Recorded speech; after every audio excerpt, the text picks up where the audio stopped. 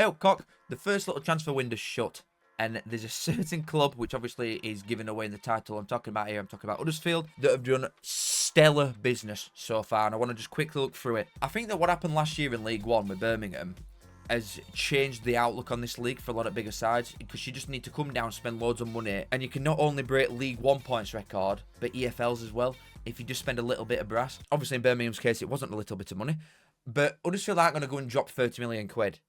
But in terms of the pull that they've got and the wages that they can offer, I doubt anybody else can really match them, and it's been shown very early. Overlay on this, by the way, new levels to the top. If you could like and subscribe, that'd be great. Thank you. We're going to look at their incomes in a sec. And obviously, despite the amount of money that they've already dropped, wages especially, they have let a lot of players go. And a lot of these players were signed at Championship, were Championship players. Obviously, they've taken a wage cut when they got relegated. But these will have been on a lot of money. These, as far as League One wages go, all the players that have been released by Huddersfield will have been on a decent wage. And not only were they not good enough at Championship at first place because they got relegated, but they've guided Huddersfield to, what, we're at an 8th place finish, something like that, 9th place? 10th. It was 10th place. These players weren't good enough at Championship in first place. Even though they were signed at Championship, they got them relegated and they weren't good enough then. They then took Huddersfield to 10th. 10th in League One. Despite dropping, what, £4.5 million quid on Taylor and Dion Charles in January, blowing everybody else out at water, bar from Birmingham, and finishing 10th, that takes some doing. And some of these were half-decent players, like Jonathan Ogg. He's been a good servant to Huddersfield, but his legs look like they're going now. He might be a mason in a right place. Ruffles, rough dogs. Turton, I don't think he'll be a big miss. Tom Lees, I don't think. Matty Pearson, I don't think will. Karoma could be. He offered a little bit of something in this division, but I don't think it'll be a humongous miss, really, compared to what they could bring in. But even with wage cuts from Championship down to League One, they've probably cleared like 25, 30 grand a week off the wage bill there, just with them 6 players. They've obviously got rid of a couple more as well, some young and some players that weren't good enough at time. It's a lot of change at once for Huddersfield, but I don't think any of these players are a serious miss. At the end of the day, they finished 10th in League One. There's nothing that they could seriously lose on a free transfer that if I were an Huddersfield fan, I'd be gutted about. There is, however, this. They have obviously lost Sorba Thomas, who's gone to Stoke for apparently 2 million quid. It's somewhere between 1.5 and 2 million quid. There is stats for French League because they were on loan in Liga this season. Again, I don't think this is a big miss at all.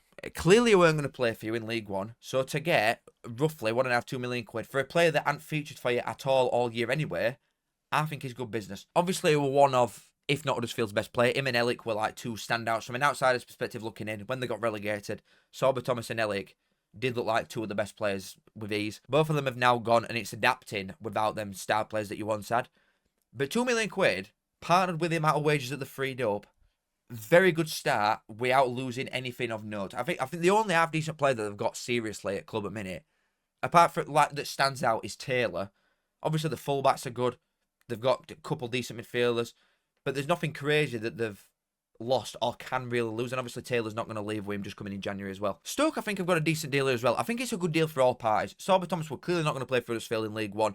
Huddersfield have got 2 million quid out of it, and Stoke have got a good player last time they were in Championship who were very good. So, good deal all round. But it's a big transfer, Kitty. Partnered with Huddersfield having one of the biggest tendencies in league. They've obviously still got some money from being at Championship not long ago. Financially, they are one of the big dogs in this league, with probably the 3 coming down: Cardiff, Luton and Plymouth. You're going to have Bolton. Probably it for sides that are seriously challenging for anything. Obviously, Barnes' attendances and figures are good, but our own is a toolbox. So, if anybody's got the option of Barnes or Huddersfield, at a minute they're going to Huddersfield, which we're going to talk about in a minute. As you can see in bottom corner, it's 11 o'clock on Tuesday. Last night on Monday, before deadline finished at about 7 o'clock, they announced 2 very good players. First being Joe Lowe on a free from Wickham. So, with the amount of players that they've let go, they've got a lot of boots to fill. You can pick up so many good players on free transfers in this league, it's not even funny. You don't have to spend a penny and you could, with ease, get to playoffs. Look at Stockport, for example. I use Stockport as a case study in this league for any argument, because I think they've probably spent in total 200-300 grand on the full squad. And that's roughly it. And they were in playoffs and one of favourites going into it, and they had a really good season. If you're quite ambitious with your wages, which I just feel they're going to be in this division, you've got no excuse, honestly. And this sets tone for what is going to be a very good summer, I would imagine, for him. Not only have you got him on a free transfer, Wim being one of Wycombe's best players last season, and a large part of why they got as far as they did. Coney takes a lot of plaudits for Wycombe as being the best player, which he is, easily. But they had Humphries on loan, who were good. Scowen at middle's good. Udo had a good season for him. Obviously, Caleb Taylor on loan. Sonny Bradley, when he came in, were good. Joe Lowe. They had a lot of good players that helped him along the way. But he, for his age, at 23, you've got a lot of resale value there as well. I don't know the contract length that they've got on him, but there's a lot of resale value there. To get him on a free transfer, a leader at that age, that is one of the best signings I've seen in this league so far. And it'll be hard to beat. Blackpool have done some good business as well, bringing in like Fraser Horsfall and Eyup from Wednesday, the piggy bastard. But the two that Huddersfield have brought in, it's a different level. It seriously is a different level, and we'll talk about the next one now, which is Sean Rowan.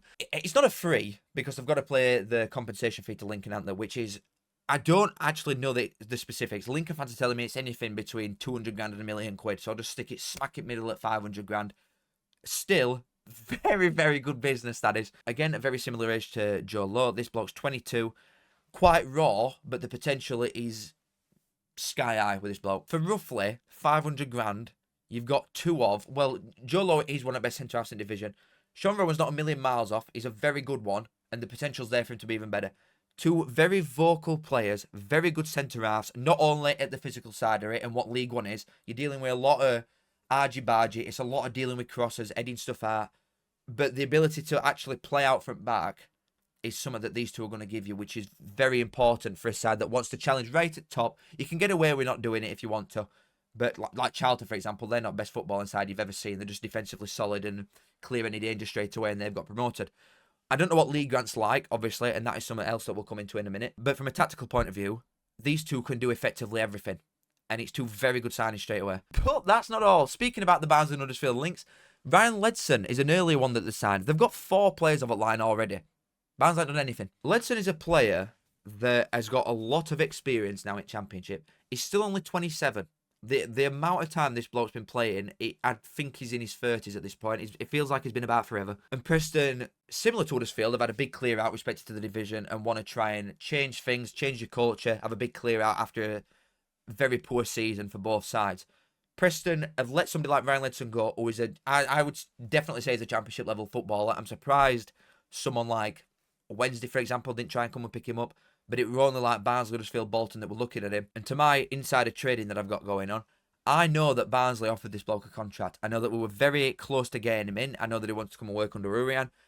But to my knowledge, Huddersfield have turned around and doubled the wages that Barnsley offered it instantly.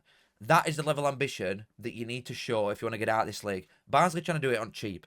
Huddersfield, very clearly ambitious. Their owner's not messing about. They've got money. They're willing to spend it. Obviously, they've got money for Relic. They've got money for Radoni. If they've got to sell him for Radoni, if he eventually leaves Coventry and goes to Premier League. I know that Everton are heavily linked with him as well. They've got a bit of money. Their owner isn't then turning around and just putting it in his back pocket or using it as an excuse to not go and buy players because you're losing money. Everybody's losing money these days in football. If you're not willing to spend it, sell it club to somebody who is. And after seeing how far a bit of ambition can get you in League One, after we saw with Birmingham last year, another very good signing. Ledson's a very good player. And main thing again, if he has a very good year, couple of years, there is resale value there. Ryan Ledson's coming into his prime. The two centre-halves at 22 and 23 years of old have got resale value. They've not spent a penny on a transfer fee yet. Obviously, there's a compensation for Lincoln. But they've not spent a penny yet, and there's resale value on all these players. Short term, it's very good because you're getting free at best players that this league could probably give you. But the resale value is there as well. It's brilliant signings. And honestly, it's not hard, is it? Like, is it that hard to go and scout somebody like Ryan Ledson who's been released from Preston, give him a little bit of money to come to League One and be one of the best midfielders in the league? No, it's not. It's not hard to do. Part of that with Marcus Harness. The transfer business that these have done so far blows everybody else out of water completely. That's why they've got their own vid. This is ridiculous. These obviously aren't his Premier League stats that it's got up on screen. This is from last time we were in Championship. But there were a lot of games where we were coming off bench and he was still chipping in with goals for a side that got promoted from the Championship. I know this is a year ago now and he's now knocking on a little bit more, but again, he's still in his prime at 29. It's just another really good signing. Another really, really good signing, man. And they're still not done. You know what worst thing about all this? They're still not done. Heavily linked with Nathan Lowe, who last season at Walsall was the top goal scorer in division. I think he's still got player at year or young player at year, and he got recalled in January. Walsall were about 17 points clear in League Two. He were on track to be one of the top goal scorers ever for that division. Got recalled. Stoke completely mismanaged him, but he was always going to get a League One loan this year. He knows weakness. His positioning is perfect. From the bits that I saw for Walsall, and then when he got the odd chance at Stoke, the goal that he scored against West Brom away were very good, but he never really got a fair crack at whip. You partner this with Taylor up front, or Dion Charles, or Arnes on wing. The chances that these are going to make this season, Huddersfield are going to score a lot of goals if they get someone like this over the line. And then the final obvious one that I just keep bringing up because he's linked with every team under the sun is Pio Connor.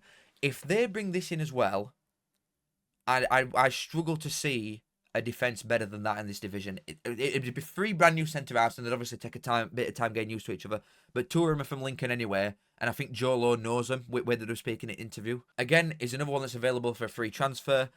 Serious defender, different to the 2 that they've already brought in, because Pio Connor has never been a footballer in his life. He don't like playing ball with his feet. He likes heading it and kicking it away and being an old-school serious defender. But in middle or a back 3, if that is what Lee Grant wants to play, and I'm assuming it is, if they're still linked with Pio Connor with the 2 that they've already brought in, none of them are going to want to go on bench. So you'd assume it's going to be a 3-back. He's going to be at middle. I'll tell you what, they're going to make a lot of chances and they're going to concede niche. I'm struggling to see many sides that could pull better players in than what Huddersfield have done so far. And obviously, based on the interested clubs, I know that Barnsley and Bolton want him as well, and Huddersfield, and like Eyup at bottom of Championship, but he wants to play every week is the stuff that I know. I think his agent's doing a bit of a madness, more I think about it, with Wickham. Apparently Wickham are leading race to sign him, and obviously with Joe Lowe leaving and going to Huddersfield, it makes sense that they want a serious centre-half to come in. Maybe it's Sonny Bradley, who was heavily linked with Barnsley as well. But I think this is his agent trying to pull a fast one, if I'm being completely honest. The teams that he's played for since coming over from Ireland, Leeds, Bradford, Lincoln, he's very much a northern boy. Wants to probably stay in his same house, which he probably could if he were to go to Huddersfield or Barnsley or a northern side. It don't make much sense to me that a player of this standard would then go to Wickham, which is miles away from where he is, especially at the age that he is. I think Huddersfield could definitely get this bloke in. And I'd be gutted if they do. I'd be seriously very upset because I want Barnsley to just do absolutely anything. But if Huddersfield pull this off, serious, heavy favourites for me going into it. Now, if we look at the potential lineup that they've got, obviously I don't know anything about Lee Grant and the tactical shape that he's going to come out with, but similar to Birmingham, that was Davis's first job. This is obviously Lee Grant's first job. If you've got a team that's that much better than everybody else's, you could effectively just sit in stands, do nothing, have your coffee, and still watch your team just run out and win because you've got players that are better than everybody's. I think I could manage this team into top 6. I reckon Dinner Lady could. But if we look through it and say they do get Pio Connor and Nathan Lowe, the 2 players that they're heavily linked with at the minute, Chapman I still think is a weak point. I thought that for a while with Huddersfield's keepers. Both of them, to be honest, and Huddersfield fans didn't like it at the time, but I still think it's a weakness. I think they could improve on that. But at the same time, if that is your defensive 3 stood in front of you with Lowe, Pio Connor and Sean Rowan from Lincoln, Chapman could literally face backwards and still keep a clean sheet every week. Spencer is one of the best fullbacks in the division easily. I really like him. Sorensen's probably somebody that they could improve on. And maybe Harness could play it, but again, I don't know anything tactically about Lee Grant or what he's going to set up with, so I have no idea. But the strength in depth that these have got already is seriously very good. I can't even fit Arnis in this team because I don't know the shape and I don't know where I'd put him because they've got that many good players. Ledson's definitely coming in to start. He's going to start every week. Kane and Wiles either side him a minute. I know this midfield 3 has got agility or a double-decker bus, but still, as players, very good. Quite slow, and they could struggle with that. But again, I'm expecting a few different signings to come in from now till, August, September. And then Taylor and Lowe up front, shit up. This can't fail. A squad this good, this early. I know everybody said the same thing about Rotherham, right, last season. But they were signing a load of OAPs going in for one last payday. These 2, like we spoke about on the potential side of things with Lauren Rowan, the 22 and 23-year-old, or 24, I can't remember. The young lads, they're way off the prime yet. They've got resale value. They're coming in to prove a point. Ledson's approaching his prime. Lowe's going to be on loan. Pio Connor's approaching his prime. These are perfect players for this division at top end. Perfect. And again, speaking on potential signings that they could make in future when transfer window opens again, I am struggling to see a team that could potentially match these early doors. I know the 3 coming down are going to have a lot to say. You'd hope that Barnsley have got something and Bolton, surely to God, please. But performances, results, and eventually points is going to be miles better than it were this season, looking at that squad compared to the last one. And they've still got money to play with. Huddersfield, very early doors, I know, and transfer window's only just shut for a couple of days for this Club World Cup thing. But I'm struggling to see a better side than these at minute. A lot of ambition, a very good owner, a bit of brass to spend, and 4 very good signings that they've already made. Huddersfield are very early favourites for me to win this league. But that's that, boys. Absolute pleasure. Love you all. Thank you for watching. Make sure you like and subscribe if you do enjoy it. It helps me out a lot. I'm not going to force these graphics onto everything, by the way. But if it can make it easier with the transfer side of things, then I'm going to use it to my advantage because it costs me a lot. Thank you so much, boys. Love you all. Kiss and see you in a bit. Goodbye. I say I'm a man, yes, I'm a mucker. I think of me saying is a right good looker. I say up that. Show us me tits.